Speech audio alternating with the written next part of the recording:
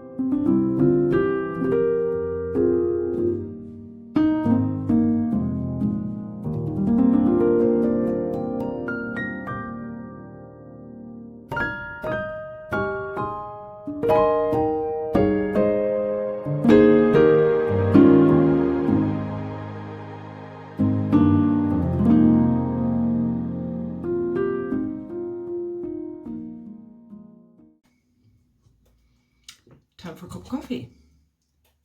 Before class, I'm going to start teaching now in half an hour. I think I have something like 7 classes. I should check. Now the light isn't great today, so I'm going to put on the lights. I have lights everywhere. Yeah, I'll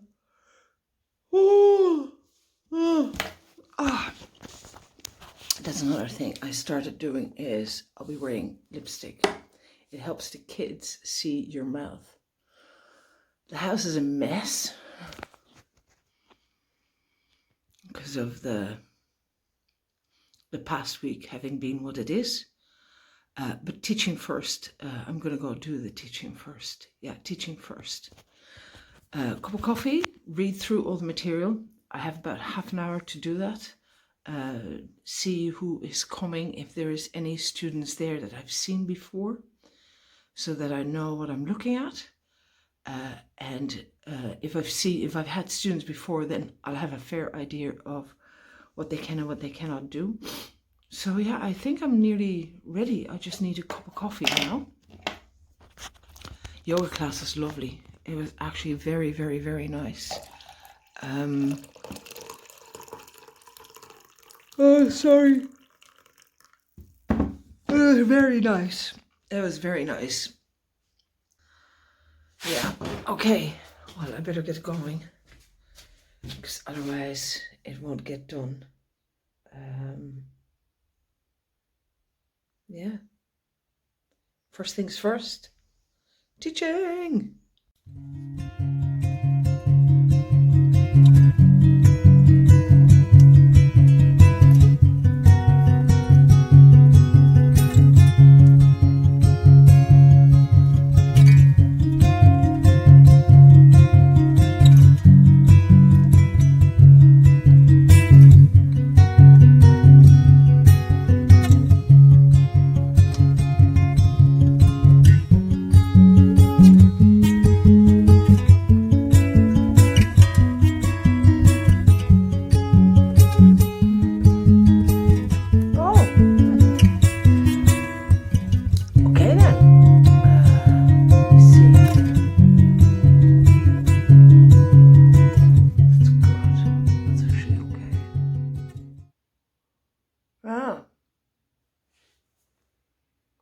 Yeah, so teaching done.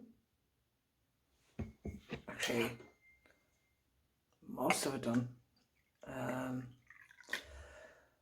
Finished teaching in the afternoon. Then spend some time with my friend up in Dublin. Spent some time with her on WhatsApp. And we were yawning again. Yeah, she got tested for COVID-19 yesterday. She had symptoms.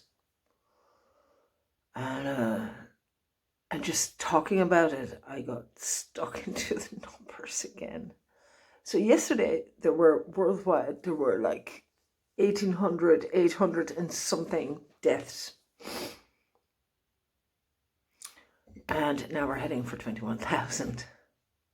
It's ticking nicely. And what I noticed, now there are a few things that I've noticed over time, yeah? Iran never has, like, there is 2 institutes that put together the numbers, and I have it downloaded to my phone, and I can see it updated as the press conferences are being done. And this morning, of course, there were like a few new cases in China, and then it says at the explanation, it says nothing in Hubei, nothing in the place where it all started, and 4 deaths or something. And as the day goes, the Americans had like 4 deaths and 80 new cases. As the day goes, you see those numbers go up. So then it's 2,000 new cases, 5,000, because they have all the different areas. 5,000 new cases. By now we're in 9,000 or something, and the day is coming to an end there. But about, so roughly, let's say 9,000 and something cases and a few hundred dead. Actually, America is not that hefty on the deaths yet. They're still early in. And then you have Italy, which again, like 5,000 and something new cases, just under 700 deaths. Spain, something similar, like 5,000 new cases. And then Germany, I've been really interested in Germany, because most countries will give you, there's a column which says, so many cases are there. This is the country. And then you have like links for the breakdowns. And this is how many people infected in total, how many new infections, how many deaths in total in the country, and then how many new deaths. And then you get a column for mild cases, and then you get a column for critical cases. And the two countries that absolutely stand out are Iran and Germany. Iran just doesn't report critical cases. There can be different explanations for that. Most likely it is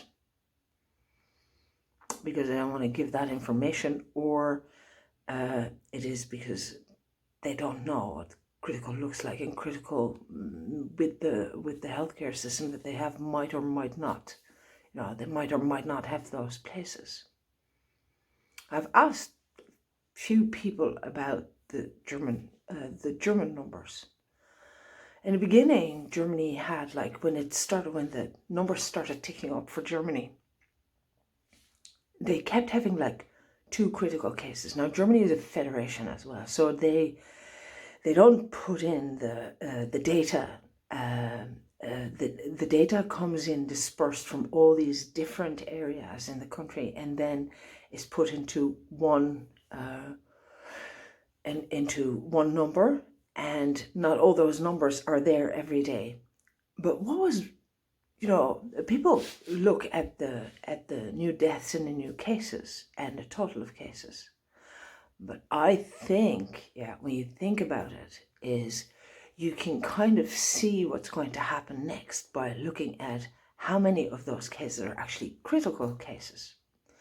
Germany last week had, throughout the week, 2 critical cases. That was it. So 2 people in ICU.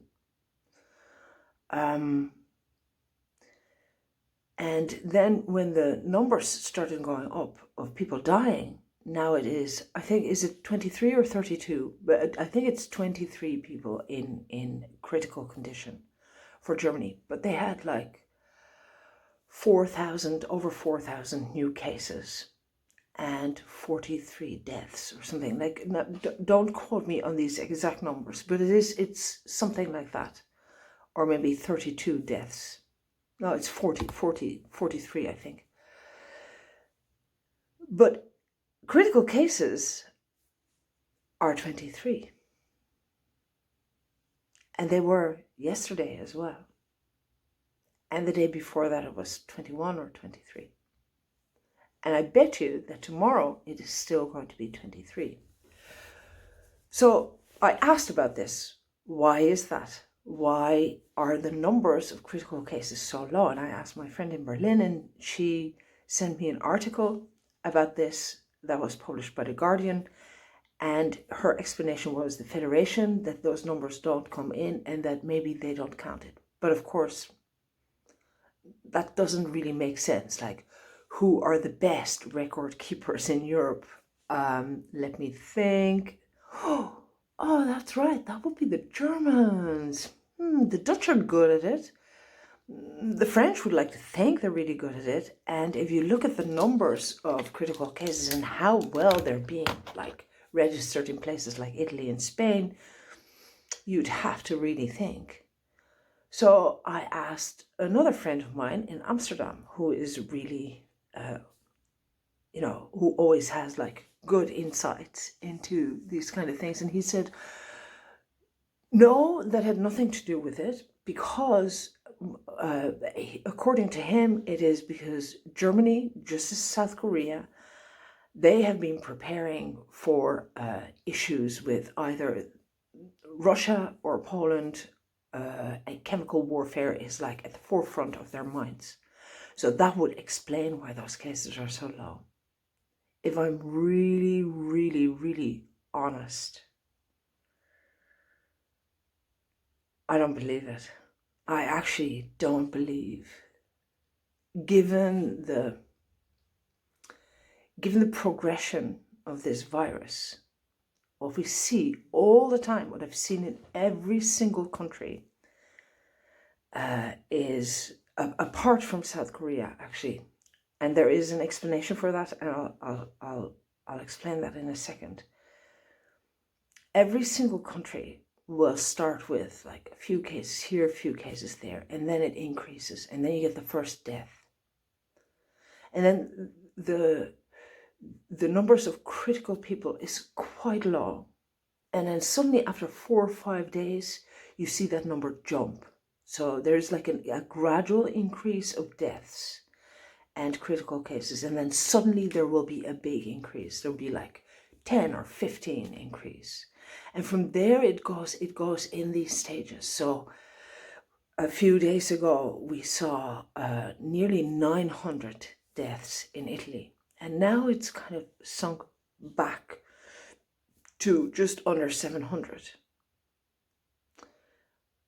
Now, this has to do with both reporting that, that there must be backlogs in reporting. You can only, because all this paperwork needs to be done. Who has died, who has come out of the ICU, out of the critical care condition, who's become from mild into critical. And these numbers are really important for research. So there is no way that Germany does not know how many people are in ICU. And it is also with 4,000 deaths by now, they cannot have 23 people in critical condition. There must be at least 100, if not more. Like, they are pretty high up. They're just above Iran at this moment in time. And I think Iran you've got China is at the top. Italy comes after that. Italy now is heading for 60,000 cases. China still sits around the 82,000, I think. This is the total cases that they've had. Some of them have gone home as well. Some of them are better. But and then after that you have, what is it? You get something else, and then you get France, and then underneath that is Germany, and underneath that is Iran. So there is no way, like Germany is, 4,000 new cases, approximately 40,000 cases in total. There's no way that there's only 23 people experiencing the need of critical care.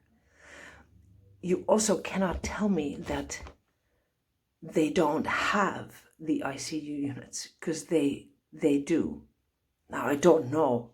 I honestly don't know why it is either not reported or not looked at, and why this is not. And it stands out because if you look at that column of critical cases, like even in China, this is still over 1,000 people. There's still over 1,000 people in critical condition. So, and they were up to 3,000 people that needed critical care. And that was when they had around 70,000 cases. Now, Germany is just over half of that. And they don't have people that need critical care. I find it, but why not report it for a country that really knows how to keep records? Why is this different? Because it gives the impression as if Germans either don't get as sick as other people. That would then be one logical explanation. But this virus doesn't really care. Prince Charles today was tested positive for COVID-19. Now, I don't know if it's important. I just really noticed it because it's the number just above the Iranian number, which has been empty all the time. They have like approximately 1,000 to 2,000 people a day that are being tested positive for COVID-19.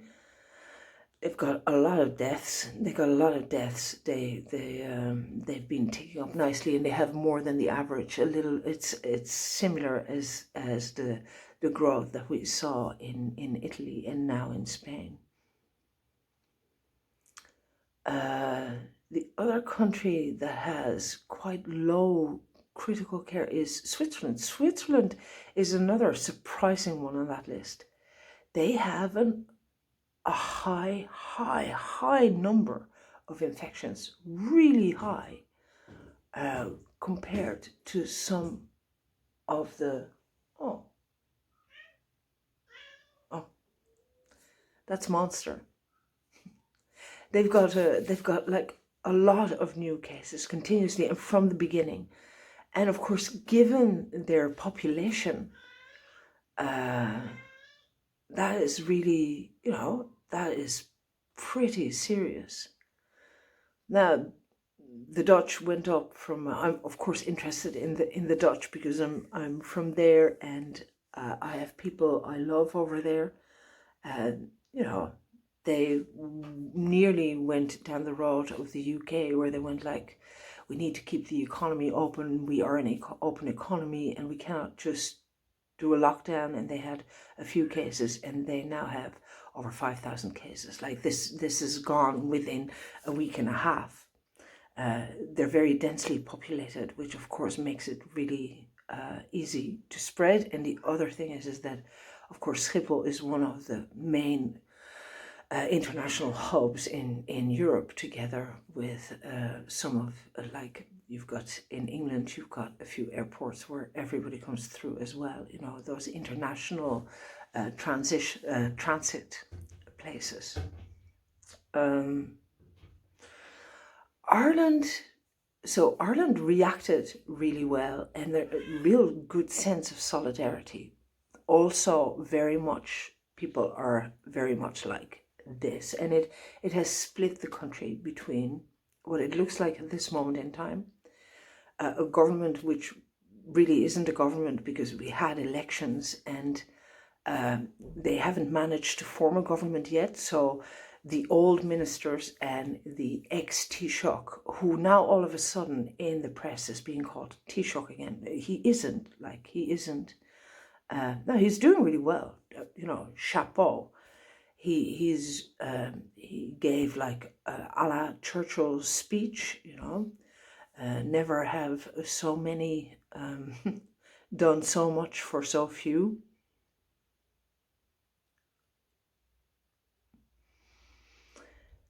They implemented social distancing. They made it very clear that social distancing is the way to go. They've really tried to step it up to protect their healthcare workers. Solidarity among healthcare workers is really high, and they're literally copying the videos that initially came out of Japan, out of China. Hear me, out of China. Making photographs of people with the marks on their faces, and like, this is literally how the Chinese government got the Chinese on board to have the complete lockdown. Now, China just locked down the country and ran a campaign to give a feeling of community and solidarity by showing pictures of like worn down nurses and stuff. Right now, we're about, what is it? We have about, what is the number? It's above, I think 1,500, or gosh, I'd have to look again. But today there were like 200 new cases, and there were two deaths, another 2 deaths. So by now we've got like, is it 8 or 9 deaths? It was 6, 7, 9 deaths in the Republic. They're doing all the right things. Like, even that campaign of being on the side of the healthcare workers and promoting the suffering that they're not there yet. Like, let's be clear, is that there isn't an enormous amount of people working like 15, 16, 17-hour shifts with no ventilators, no equipment. Like, we're not talking First World War and Second World War hospital conditions yet, but we could be looking at it.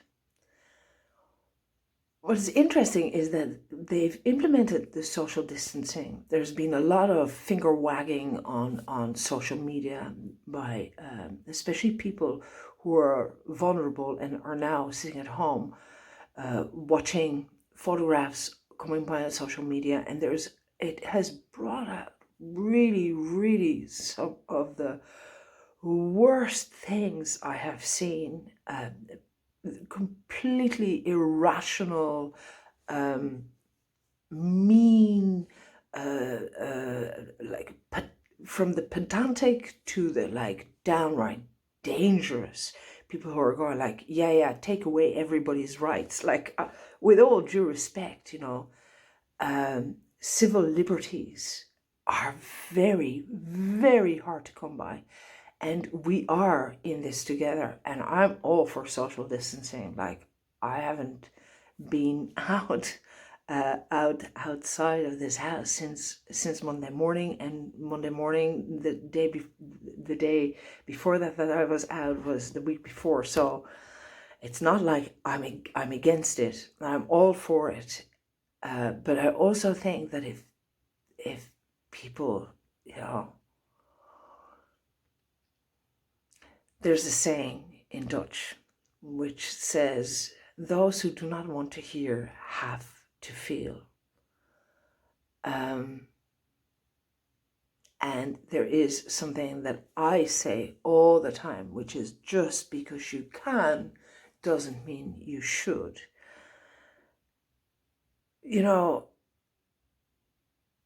If this is such a serious situation that it's really easy to go over that line where you say, let's sell out. The few bits that we have managed to hold on to of human dignity and human rights, let's give them away in order to stop this. I don't want anybody to die necessarily, I don't although I don't like humanity much often, it doesn't mean I want everybody dead straight up. But what happens to humanity when it becomes entitled to life? And we are so entitled. There's people that have had, who are very sick, and they've had the ability to live lives much longer and with much better quality than we've ever seen, ever. But as this virus is showing, and I know this is like, this is very difficult, because I'm not saying that people should die, but there is a point where nature actually says, actually, not everything is possible. Sometimes even humans cannot live on.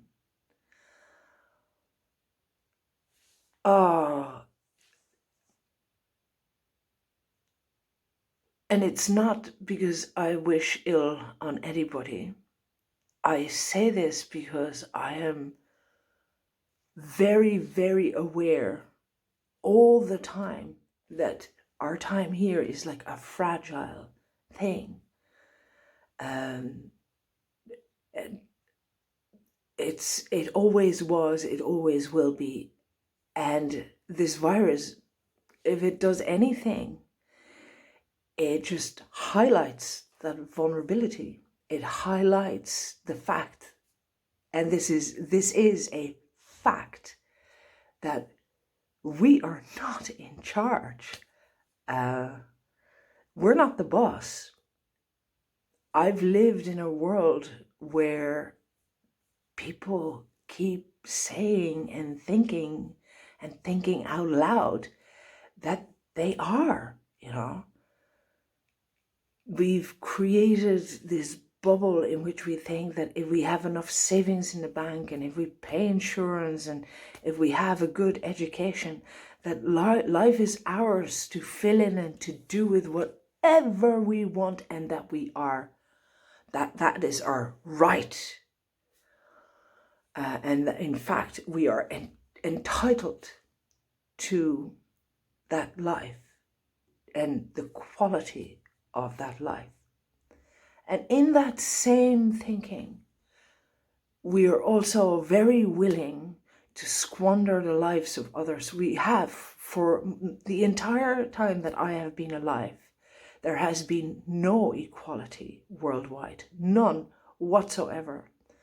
And over the past few years, with absolute horror, I've been watching people drown in the Mediterranean, and I've heard people say that, people from Africa have no right to be in this part of the world, and so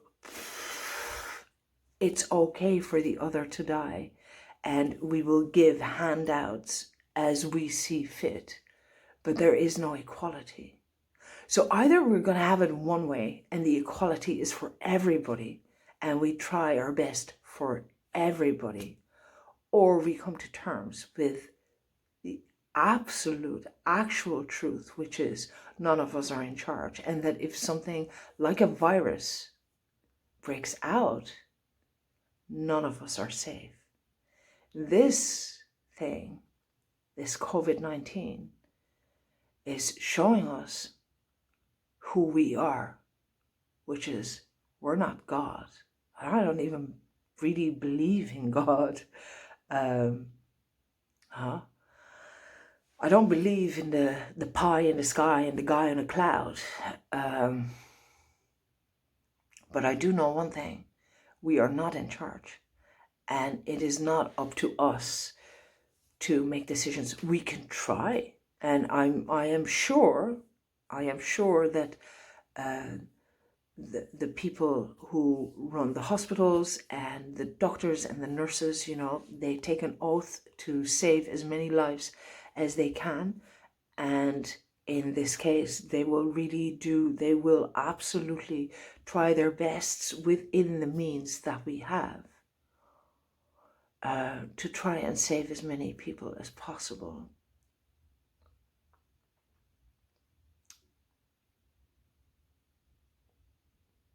But what about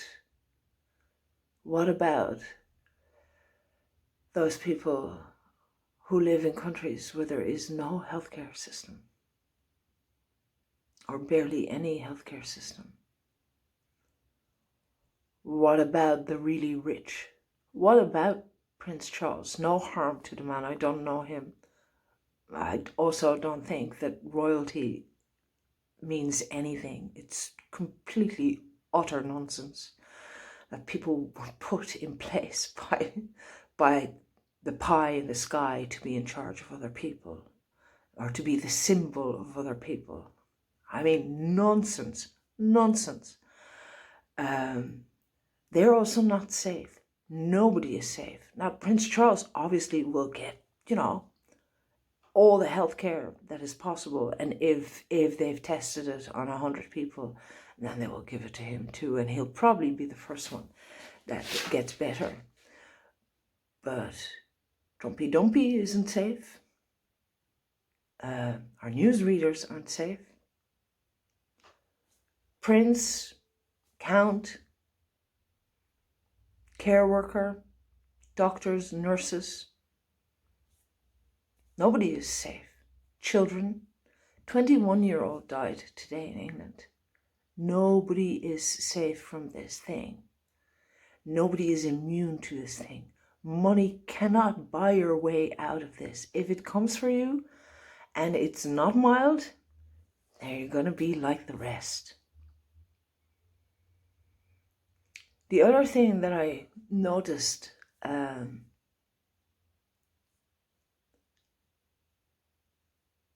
that would bring me back to the German thing.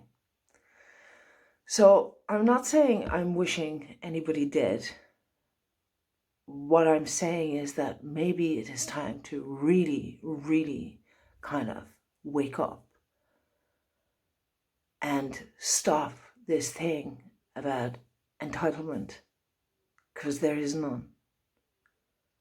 Our job at this moment in time, for every person around, if you believe that you can live through this virus and it will not harm you and it'll be light symptoms and you'll come out on the other side of the tunnel, then by all means you should contract it and have it.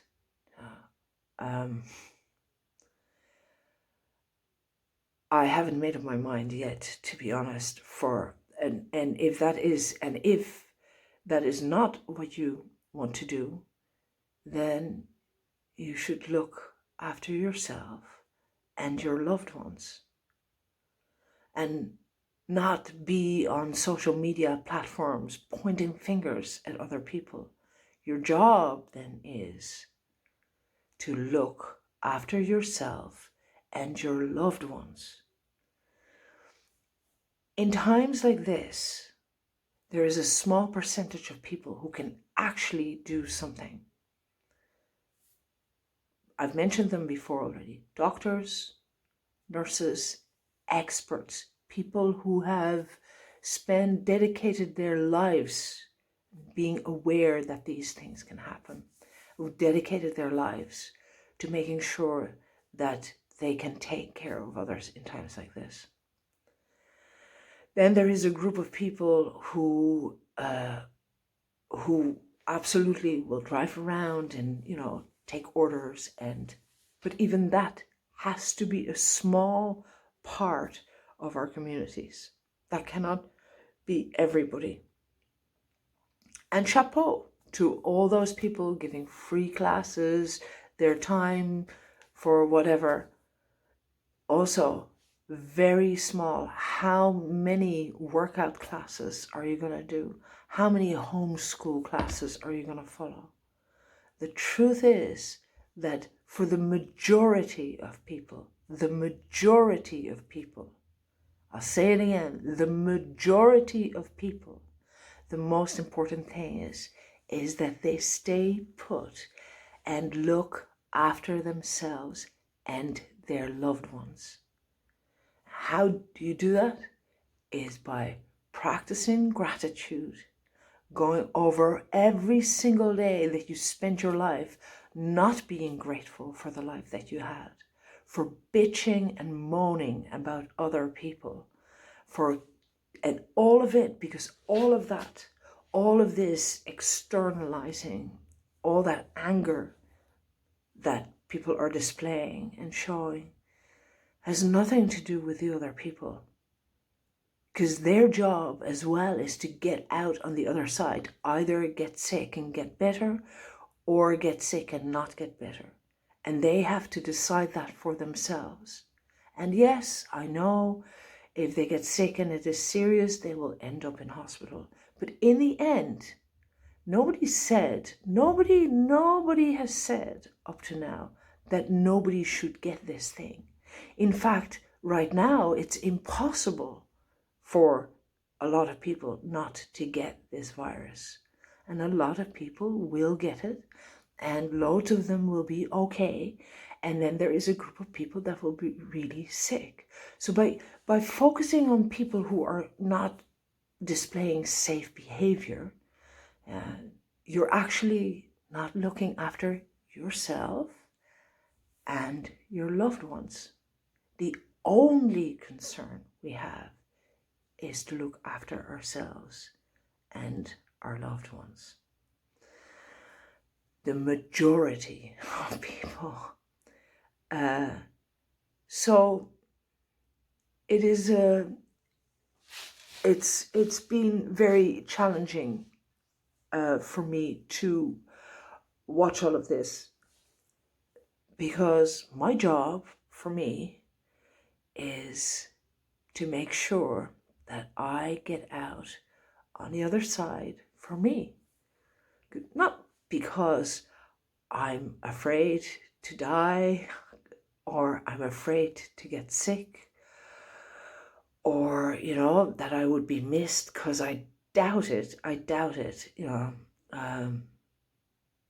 I think that if something would happen to me, sure, there'd be, you know, there'd be a handful of people who would be very sad if I wasn't on the other end of the phone.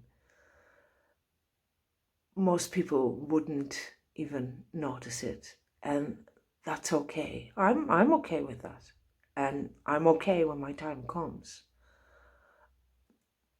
I'm not even afraid of getting sick. However, I do still have a plan. There's something I still want to do.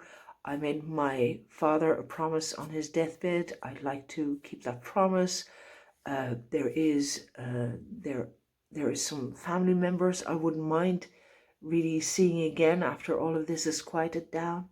Another thing is that I'd hate the idea to die before my mother. That is really, you know, I'd hate to think that I'm not here for my offspring when she needs me, because she's still young. I know, she's an adult by now, but I'm still her mother. And all those things just make it very, very, very, very clear to me that my job is now, at this moment in time, to get myself safe to the other side so that I can do all those things and hug my child and hug my mother. If I don't make it, that's fine, but I should try my best. So I try my best. I take all precautions. I've listened to all the advice. I've read everything, all the articles that are worth reading, from the British Medical Journal to the Lancet to the research that has been coming out of Hong Kong. And I keep my eye on the researchers in Korea. I follow what happens in China. You know, I think I've got an okay grip on this, and I can get to the other side, and I will try my best to do it. And anybody who's vulnerable, anybody who really now, you know, really wants to hang around, that is all you can do. That is what your job is to keep yourself safe.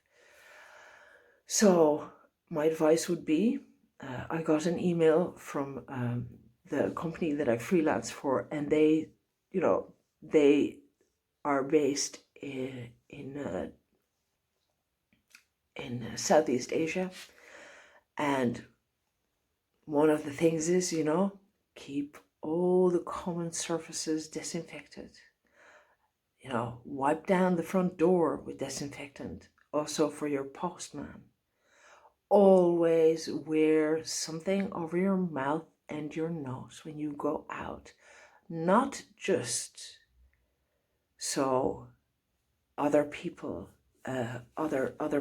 can't breathe on you, but also that if something is wrong with you, you don't give it to the other. Wash your hands, wash your hands, wash your hands.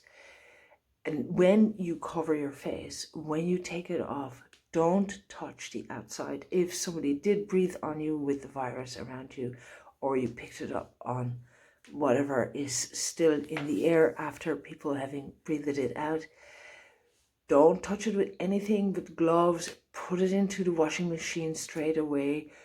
If you have to go to the shop, if you can avoid, you know, if you buy fresh fruit and fresh vegetables, wash them, you know, what was it?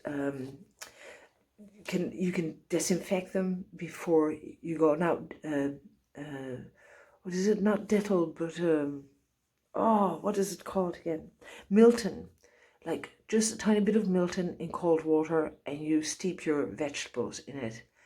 That will disinfect your fresh vegetables. You won't taste it. Anything that's plastic, I just bring it in with gloves on. I leave it out in the shed, Takes 3 days for this darn thing to die, approximately on hard surfaces, and I just leave it out for 3 days in the shed. I mean, those tins are not going to walk away, you know, and a lot of the stuff that we buy, like cheese and things, they don't go off. Leave them out in the shed. Make sure you take off your shoes before you come in, or like in the foot and mouth, have a cloth with Milton or Dettol or disinfectant, steep your shoes in it, etc. You have to take all the precautions you can to keep yourself safe. Because viruses don't discriminate. They don't care whether you are sick or whether you are vulnerable. They also don't care if you're healthy, and they also don't care what your bank account looks like.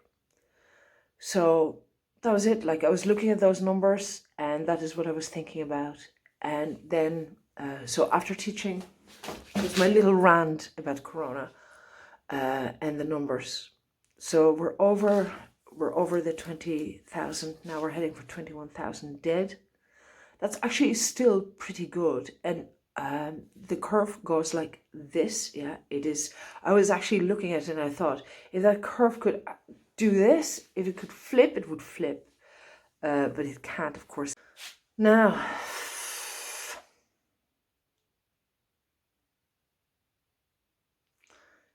so that was my little rant. Little, not so little. It was a pretty much a rant. Back to the diary. This is what happens, though. This is what happens. There we are, like, here we are.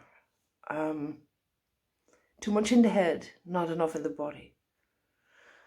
So I did yoga, I did work, and I stopped, spent time with my friend in Dublin on the phone. We had coffee and something to eat, and we talked about work and not being able to have a job, go outside, and her still waiting for her results, and different things that she might be able to do. And then I had a long chat with my friend Tina in Ahio, and she had been to Cork to see her daughters. Now, then I got sucked into the numbers. I just read news, ate all, made rice, spoke to my old school friend Marcel in Amsterdam, and we were talking about what's going on, and I just, yeah, I was thinking after I stopped working and I'd done the first few reports, and I thought, this is really good. Like, I didn't go down the rabbit hole. I didn't get all down and depressed, and I was coping okay. And I just felt really self-conscious about these thoughts that I have, because I feel so caught between on one hand wanting to say, like, listen, stop with the entitlement, just stop with the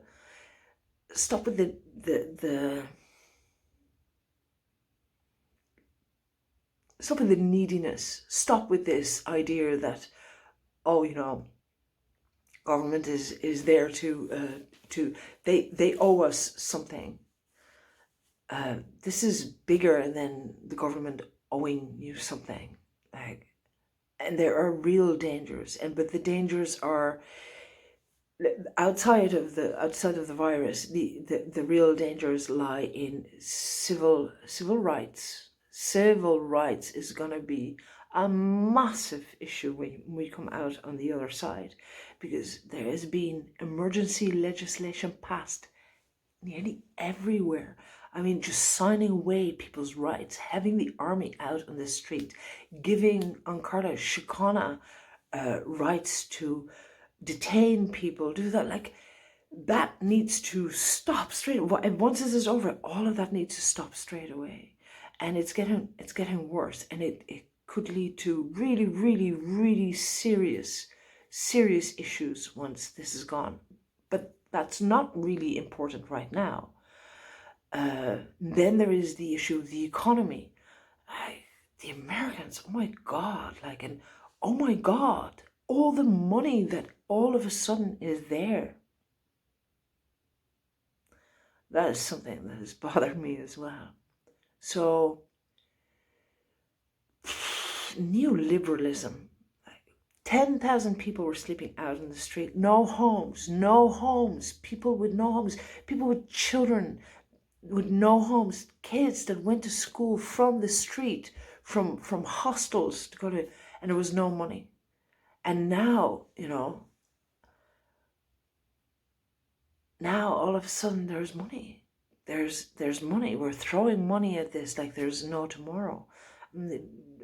Trumpy Dumpy, like, found 3 trillion.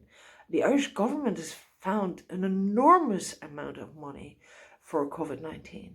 And yes, in 2008 they built up the banks, and now we're bailing out the people, and it's all lovely and great, but oh my God. Oh my God. Oh my, I don't believe in you, God. What?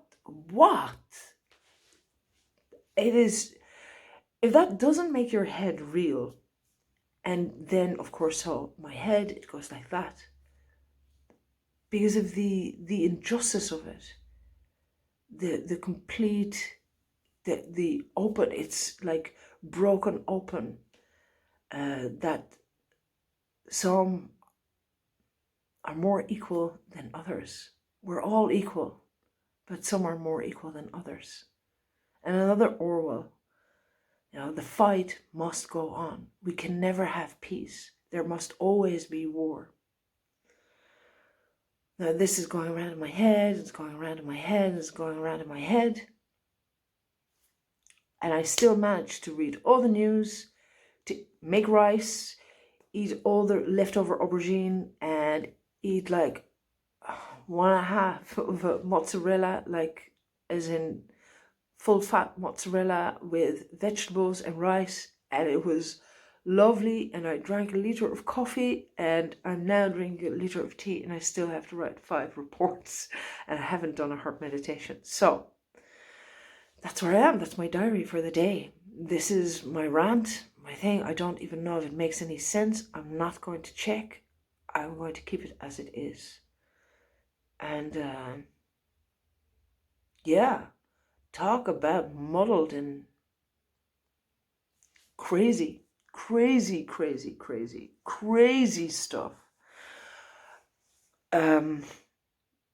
Now I'm going to finish up the reports, and from finishing up the reports, I'm going to watch a few more videos, because I for work I have to. There's different types of lessons that we teach, and I am getting ready to do demo lessons, and you have to be able to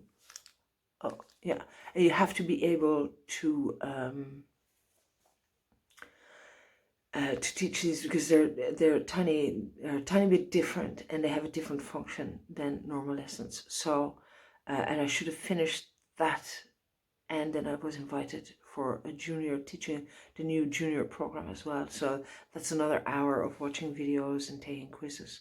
So I'm going to do a tiny bit more of that, and tomorrow I'm just going to try again. I have another busy day, and hopefully I won't do this rabbit hole thing anymore.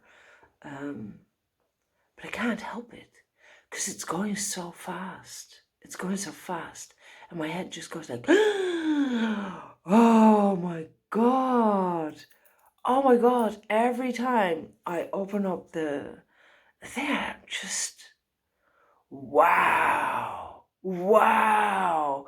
And then I go, oh, I can't believe that people are still partying. And there's kids out in Dublin spitting at people, and they think it's funny. And was it Simon Harris got coughed on by it's just Lula. Lula, the whole thing is just Lula. Now, I did see something really interesting. I also spoke to, this is it, I get to talk to quite a lot of people, even though I don't see anybody.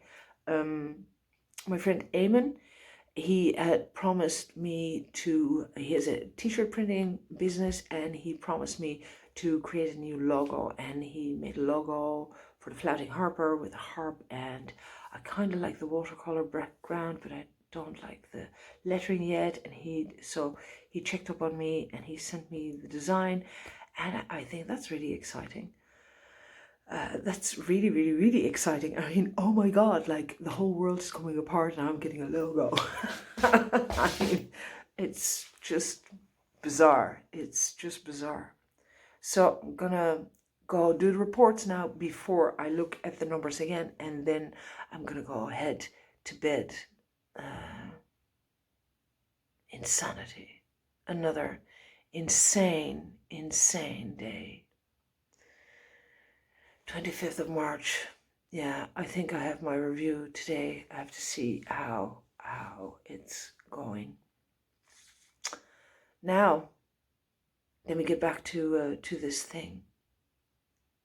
Yeah, tomorrow will be another day. Wish me luck.